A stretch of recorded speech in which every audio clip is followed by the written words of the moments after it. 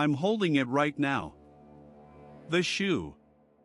It's sitting on my kitchen table under the overhead light, and I've been staring at it for, I don't know, maybe 40 minutes. My coffee went cold. The radiator keeps clicking. And this shoe, the small leather shoe with a tarnished brass buckle, is just sitting there like it's waiting for something. I bought this house 8 months ago. A 1920s colonial in Marwick, Connecticut, about 2 hours northeast of Hartford. The real estate listing called it a charming fixer-upper with original details. They weren't lying about the fixer-upper part. My wife Ellen and I closed on the house in late February. We knew what we were getting into, or we thought we did. Knob and tube wiring in half the rooms. A boiler that groaned like something dying. Wallpaper that had been painted over so many times it felt like touching dried skin. But we were excited, you know? First home. We had spreadsheets. We had a renovation timeline color-coded by room. We were going to do this right. The bathroom on the second floor was supposed to be month 3. Supposed to be straightforward. I need to back up. I need to tell you how we found it, and I need to tell you what's been happening since, and I'm not sure which part is harder to talk about. But I'll start with the wall. March 15th. A Saturday. Ellen was at her mother's for the weekend, helping her sort through boxes after her father passed. I had the house to myself, and I decided to get a head start on the bathroom demo. The tile in there was this pale green color, very mid-century, cracked in several places. Behind it was cement board, and behind that, well, that's where I expected to find lath and plaster. Standard for a house this age. I started on the wall adjacent to the tub. Pried off the first tile with a flathead screwdriver. Then another. The grout wayside eyed like powder. It came away easy. Too easy, maybe. When I got about 6 tiles off, I noticed something strange about the cement board underneath. There was a seam. Not a normal seam where 2 boards meet, but a deliberate rectangle, about 18 inches by 12 inches, cut into the board and then mudded over. Painted the same flat gray as everything else. If you weren't looking for it, you'd never see it. I remember standing there with plaster dust on my safety glasses, just staring at that rectangle. My first thought was access panel. Maybe someone needed to get to pipes. But it was placed wrong. Too high up, not near any fixtures I could see from the plans I'd gotten from the assessor's office. I tapped on it with my knuckle. Hollow. Different sound than the rest of the wall. I should have stopped there. Maybe called a contractor, someone who'd seen more old houses than me. But it was just a panel. Just a hole in a wall. I got my utility knife and started cutting along the seam. The cement board came away in one piece. Behind it was a cavity, maybe 8 inches deep, framed by old wooden lath strips. And sitting in that cavity, placed carefully on a small wooden shelf that someone had nailed between the studs, was a child's shoe. Just one. A left shoe, I think. Black leather, gone gray with age. A single brass buckle, green with tarnish. The kind of shoe you'd see in photographs from the 50s or 60s. Mary Jane style, but smaller. Maybe for a child of 4 or 5 years old. I didn't touch it at first. I just looked at it. The smell hit me next. Not rot, not decay, something older than that. Like opening a cedar chest that hasn't been opened in decades. Dry, woody, faintly sweet in a way that felt wrong.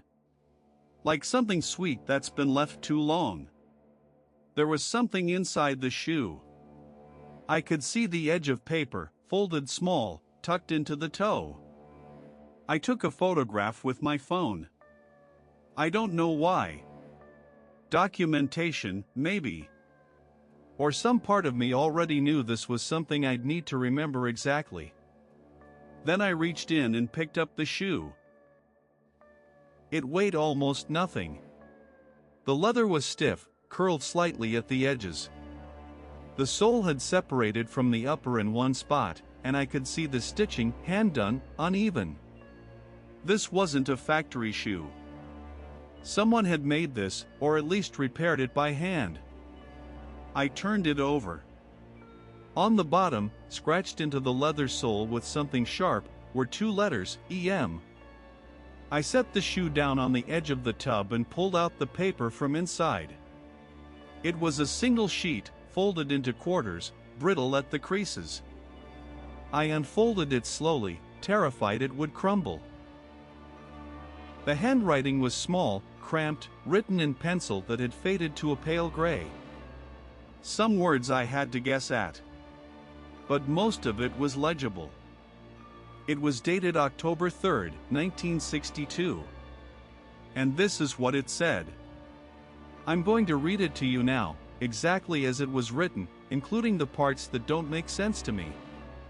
Maybe they'll make sense to someone listening. I don't know anymore. Quote, to whoever finds this. My name is Margaret Calloway.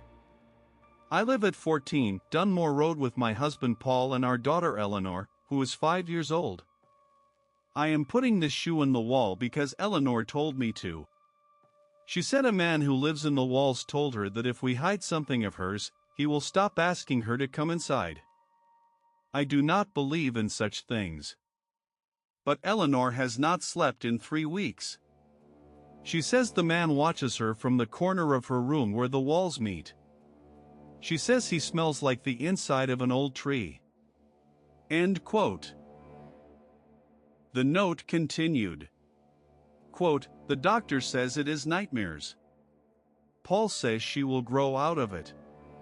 But last night I woke at 3 in the morning and Eleanor was not in her bed. I found her in the bathroom, standing on the edge of the tub, pressing her face against this wall. She was whispering. When I pulled her away, she was ice cold and she looked at me like she didn't know who I was. She said, Mommy, he's almost finished digging. I don't know what that means. I am putting her shoe in the wall today. God forgive me for doing this. God forgive me if it doesn't work. End quote. That's where the note ended. No signature, just the date. October 3, 1962.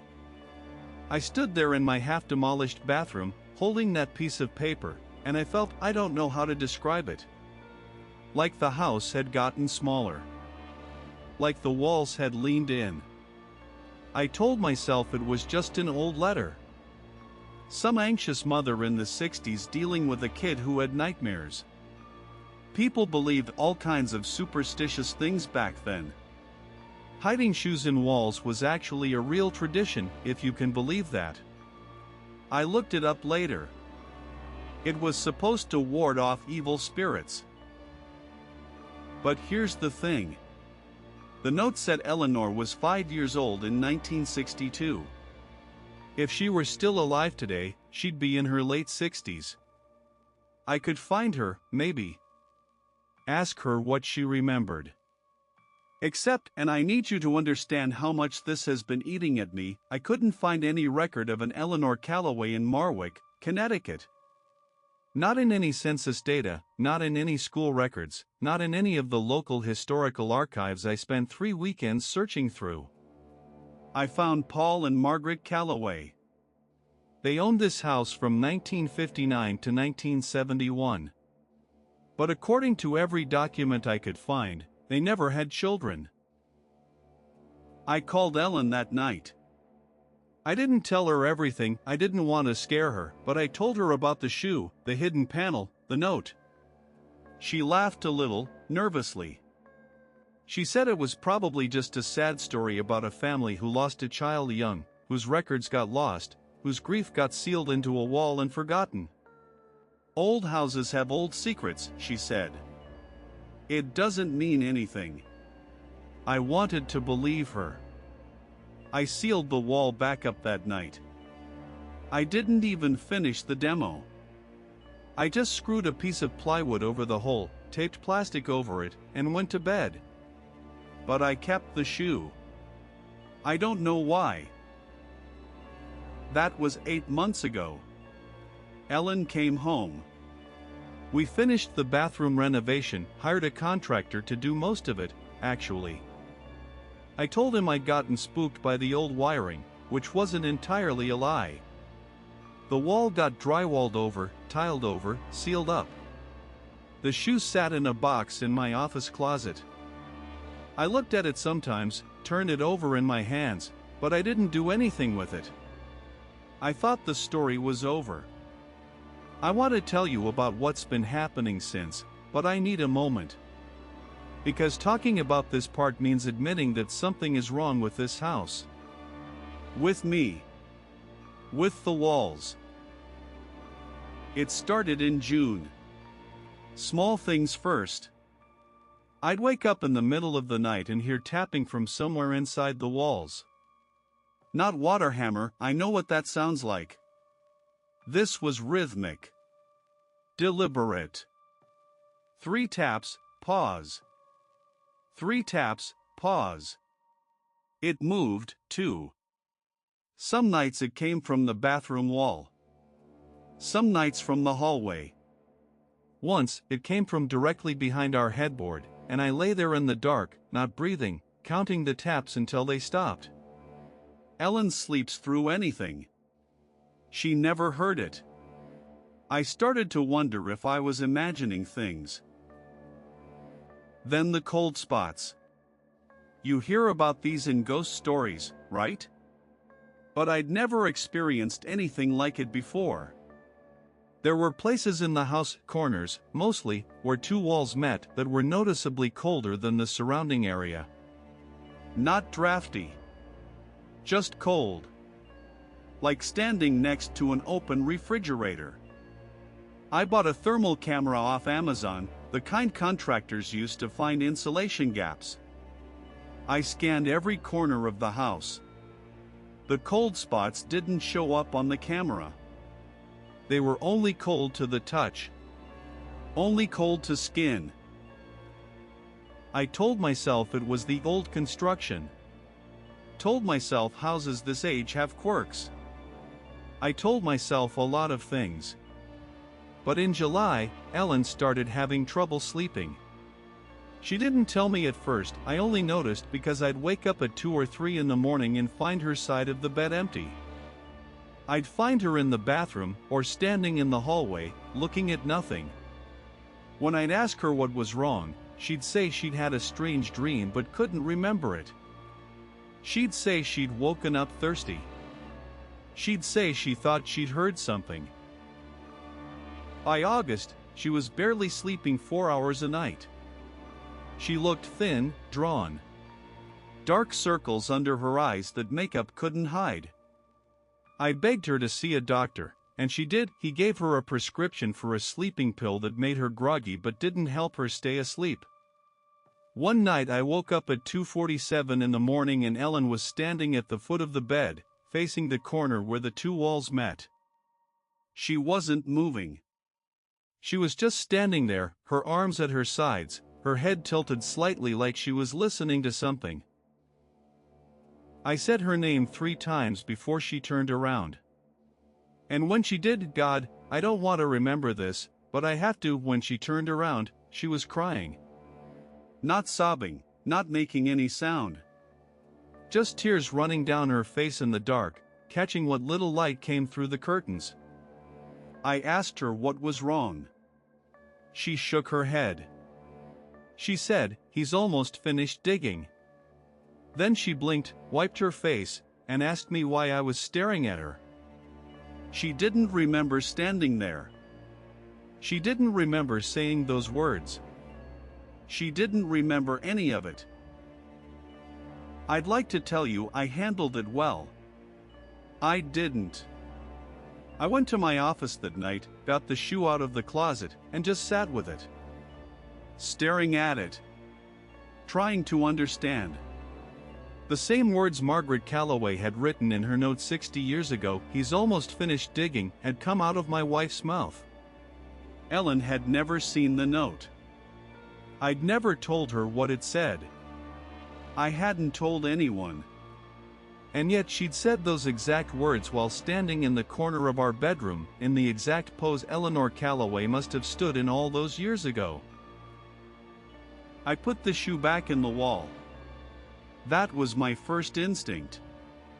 Whatever I disturbed, whatever I'd broken by opening that cavity and removing what had been sealed there, maybe I could fix it by putting it back. So the next morning, while Ellen was at work, I went up to the bathroom. I pried off one of the new tiles, ruined $100 of work, but I didn't care, and I cut through the drywall to access the cavity behind it. The wooden shelf was still there. I placed the shoe on it, exactly as I'd found it. I sealed it back up. Retiled the spot. Tried to forget. For 2 weeks, nothing happened. Ellen slept better. The cold spots seemed to fade. I started to believe I'd fixed whatever was wrong. I started to believe in the superstition that hiding the shoe had been some kind of protection, and I'd undone it by removing the shoe, and now I'd restored it by putting it back. I told myself old houses have old rules, and maybe I'd learn one of them. I told myself I could live with that. Then I found the note. The new note. Under my pillow, folded into quarters, just like the original. Written in pencil, in handwriting that wasn't mine or Ellen's. This is what it said, and I swear to you I'm reading it exactly as it was written. Quote, "It was never about the shoe. It was about what was behind the shoe. You opened the door. You saw the shelf, but you didn't see what was beneath it. He's been digging since before the Calloways. He's been digging since the house was built. And now he's almost through. Look behind the shelf. Look at the floor of the cavity. Look at what you missed. And then decide if you want to keep living here." End quote. I haven't been up to the bathroom since. That was 3 weeks ago. Ellen and I have been sleeping in the living room on the pull-out couch, and I've told her it's because the radiator in the bedroom is broken. She believes me, or she pretends to. But she's started having the dreams again. She talks in her sleep now. Names I don't recognize. Mary. Thomas. Walter. And one name she says more than the others, in a voice that doesn't sound like hers, Eleanor. She says it like a question. Like she's asking someone if they're there. I know what you're thinking. You're thinking I should go back up there, open the wall again, look at the floor of the cavity. See what I missed. Maybe you're even frustrated with me for not doing it already. But I want you to imagine something for me. Imagine it's 3 in the morning and you're alone in an old house and you're standing in front of a wall that shouldn't have anything behind it but somehow does. Imagine putting your hand against that wall and feeling it pulse, not like a heartbeat, but like breathing. Slow, shallow breathing. I felt that. Last week. I went up to the bathroom to get my electric razor, which I'd left in the cabinet, and I put my hand against the tile near where the cavity is. And the wall was warm. Not radiator warm, body warm. And I felt it move. Just slightly. Just enough to be unmistakable. I left the razor. I haven't been back up there since. Ellen says she smells something sometimes when she passes by the bathroom door. She says it smells like the inside of an old tree. Sweet and wrong. I pretend I don't know what she's talking about. I've been doing research. trying to find out who owned this land before the house was built. The Marwick Historical Society has records going back to the 1800s, but they're incomplete. What I've found is this: the lot where our house sits was farmland owned by a family named Paris until 1918. Livestock, mostly. But in the winter of 1917, something happened. A barn fire that killed several animals. A well that went dry for no reason. And then, in March of 1918, the Paris family left. Abandoned the farm. Never came back. The records say they moved to Rhode Island, but I can't find any trace of them there.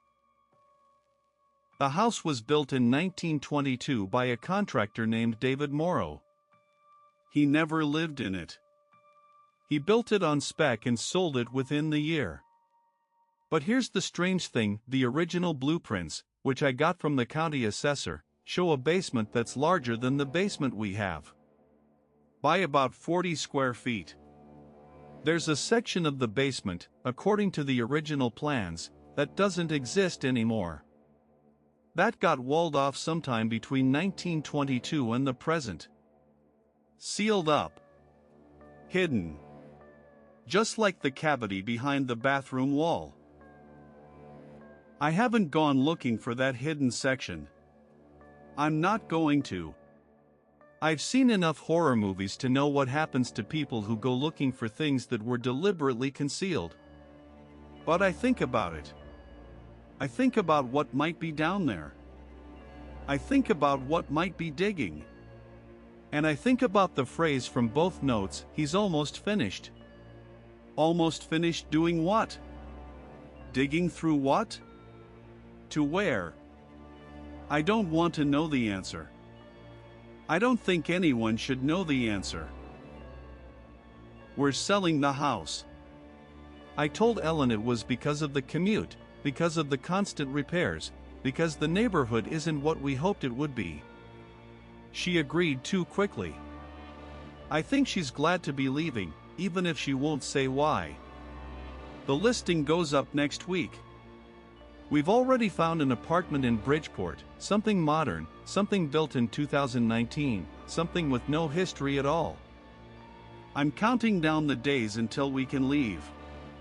But there's one thing I haven't told Ellen, and I need to tell someone, and I guess that someone is you. Last night, I couldn't sleep.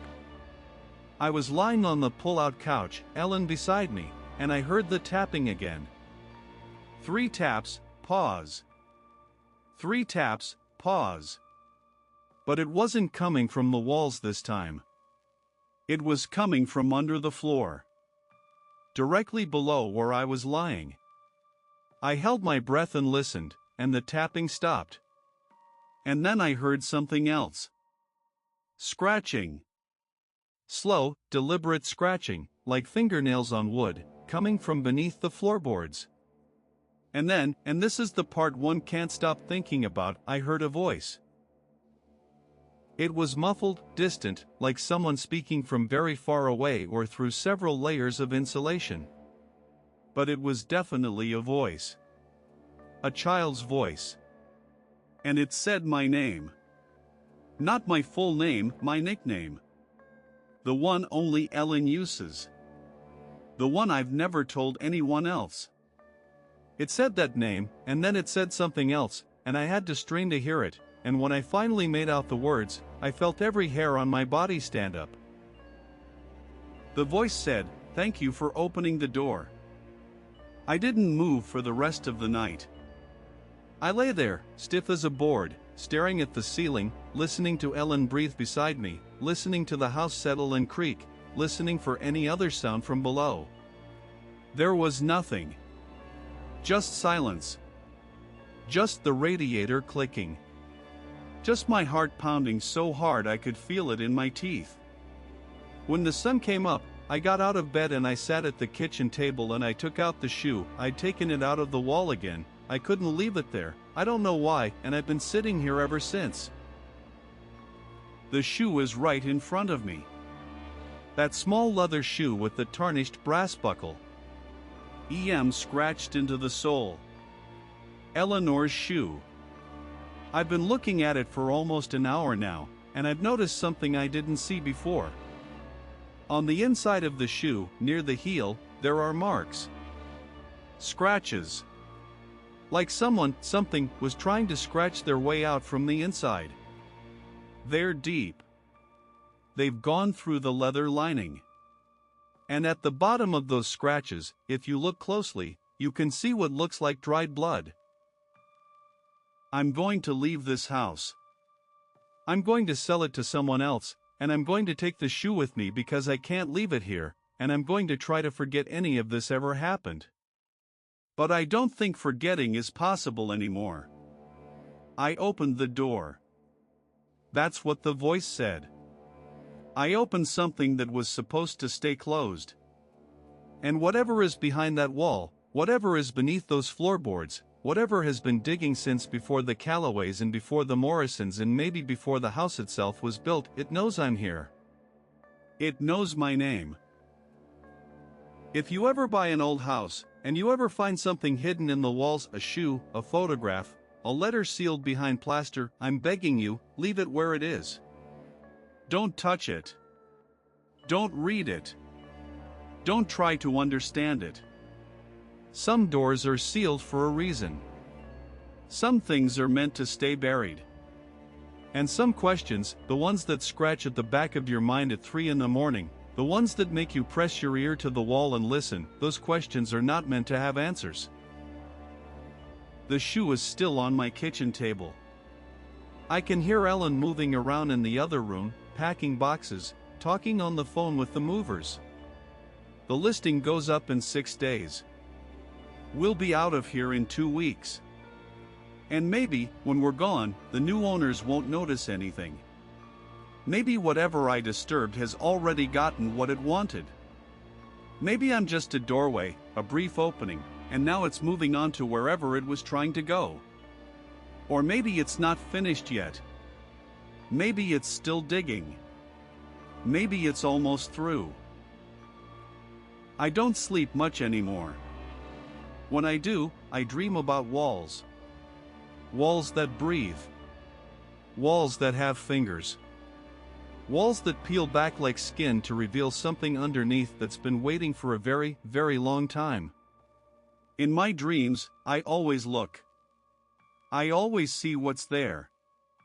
And every time I wake up, I can't remember what I saw, just the feeling of it. The cold, patient hunger of something that knows how to wait. That's been waiting since before any of us were born. I'm going to stop talking now. The shoe is still here, still watching me with its empty brass buckle, and the house is making sounds I don't want to hear, and Ellen is calling my name from the other room. But before I go, I want to say one more thing. If you're listening to this in bed, in the dark, with the walls of your own house around you, don't listen too closely. Don't strain to hear what's behind them. Because sometimes, when you listen to the walls listen back. And sometimes, if you're very unlucky, they answer. I never did look behind the shelf. I never did look at what was beneath the shoe. I told myself I didn't want to know. But some nights, when I'm lying awake, I think about what Margaret Calloway wrote in her note. About Eleanor pressing her face against the wall. About the smell like the inside of an old tree. And I wonder if she ever found out what her daughter was whispering to. I wonder if Eleanor ever stopped having those dreams. I wonder if the man in the walls ever finished digging. And I wonder if I'll ever stop being afraid of the answer. That's my story. That's what we found behind the bathroom wall at 14 Dunmore Road, Marwick, Connecticut. A child's shoe, a note from 1962, and a door that was never supposed to be opened. Make of it what you will. Believe me or don't. But the next time you hear a sound in your walls, tapping, scratching, something that might be breathing, remember what I told you. Some things are sealed away for a reason. And some doors, once opened, can never be closed again. Good night. sleep well, and try not to listen too closely to the dark.